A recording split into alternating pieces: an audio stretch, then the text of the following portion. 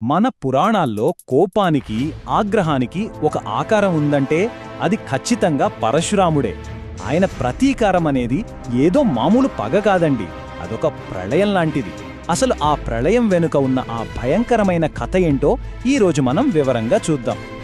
ఒక్కసారి ఆలోచించండి, ఒక దైవాంశ సంభూతుడే సర్వనాశనం చెయ్యాలని ఫిక్స్ అయితే దాన్నుంచి తప్పించుకోవడం అస్సలు సాధ్యమేనా? పరశురాముడు కథలో ఈ ప్రశ్నకు సమాధానం వెతకడమంటే ప్రాణాలతో చెలగాటమాడటమే. సరే, ఈ కథలో మనం ఏం చూడబోతున్నామంటే పరశురాముడి ఆగ్రహం ఎలా మొదలైంది, దాని నుంచి తప్పించుకోవడానికి చేసిన ఒక స్మార్ట్ ప్లాన్ ఏంటి, 21 సార్లు జరిగిన ఆ విధ్వంసం, 5 రక్తపు సరస్సుల భయానక ముగింపు, చివరిగా ఆయనను ఎందుకు ఆగ్రహ అవతారమంటారో తెలుసుకుందాం. సో మొదటి విషయం, పరశురాముని ఆగ్రహం. ఆయన టార్గెట్ ఒక్కటే, ఈ భూమి మీద ఒక్క క్షత్రియుడు కూడా మిగలకూడదు. ఈ ప్రతీకార యజ్ఞం ఇక్కడే మొదలైంది.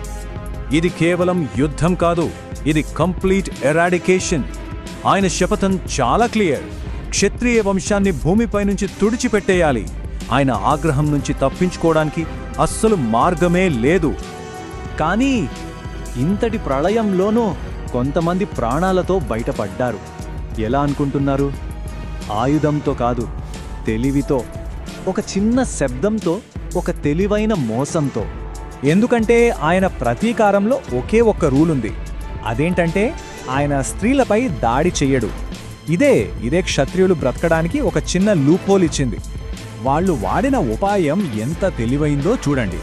పరశురాముడు వస్తున్నాడని తెలియగానే గుహల్లో దాక్కున్న క్షత్రియ యోధులు చేతులకు గాజులు వేసుకుని వాటిని బయటకు చాపి గలగలమని శబ్దం చేసేవాళ్లు అన్నమాట.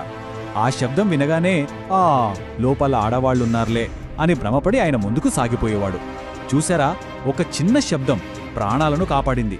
అలా కొంతమంది తెలివిగా తప్పించుకున్నారు, నిజమే. కానీ అది సముద్రంలో నీటి బుట్టంత మాత్రమే. ఎందుకంటే పరశురాముడి ప్రతీకారం ఒక ప్రాంతానికో ఒక యుద్ధానికో ఆగిపోలేదు. అది 21 సార్లు రిపీట్ అయిన ఒక నరమేధం. 1 కాదు, 2 కాదు, ఏకంగా 21 సార్లు. ఆలోచించండి, ప్రతిసారి భూమి రక్తంతో తడిసిపోయింది, ప్రతిసారి క్షత్రియ వంశం అంతరించిపోయే స్టేజికి వెళ్ళింది. ఇది ఆగని ప్రళయం అన్నమాట. మరి 21 దండయాత్రల రిజల్ట్ ఏంటి? సంపూర్ణ వినాశనం. అక్షరాల భూమిని జల్లెడపట్టి ప్రతి క్షత్రియుణ్ణి వేటాడి చంపాడు. చివరికి గర్భంలో ఉన్న శిశువులను సైతం వదల్లేదు.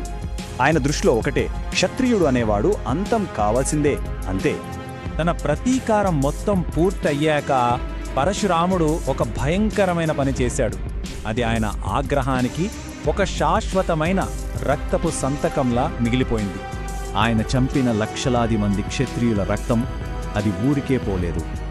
దాన్ని మొత్తం ఒకచోట చేర్చి చరిత్రలో ఎవరూ ఊహించని ఒక భయంకరమైన పని కోసం వాడాడు. ఆ ప్రదేశం పేరే సమంతక పంచకం. కురుక్షేత్రంలో తవ్విన 5 పెద్ద సరస్సులు. వాటిని నీళ్లతో కాదు, తాను చంపిన క్షత్రియుల రక్తంతో నింపాడు. ఊహించుకోవడానికి ఎంత భయంకరంగా ఉందో కదా. ఇంత భయంకరమైన పని వెనుక ఉన్న కారణం తెలిస్తే ఇంకా షాక్ అవుతారు. ఆయన ఆ రక్తపు సరస్సుల నుండి రక్తాన్ని తీసుకుని తన తండ్రికి మరియు పితృదేవతలకు తర్పణం వదిలాడు. అంటే పితృభక్తిని ఒక ప్రళయ స్థాయిలో చూపించాడు అన్నమాట. అయితే ఇంత విధ్వంసం చూశాక మనకొక డౌట్ వస్తుంది, ఇది కేవలం ప్రతీకారమేనా? కాదు, పరశురాముడి చర్యల వెనుకున్న అసలు సారాంశం వేరే ఉంది. అదే ఆయన అవతారానికే అసలైన నిర్వచనం.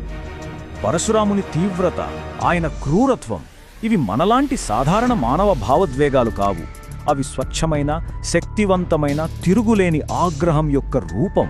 ఆయన అవతారం యొక్క ఉద్దేశ్యమే అది. అందుకే ఆయన్ని ఆవేశావతారం అంటారు. అంటే ఆగ్రహమే ఒక రూపం దాల్చి భూమి మీదకు వచ్చింది.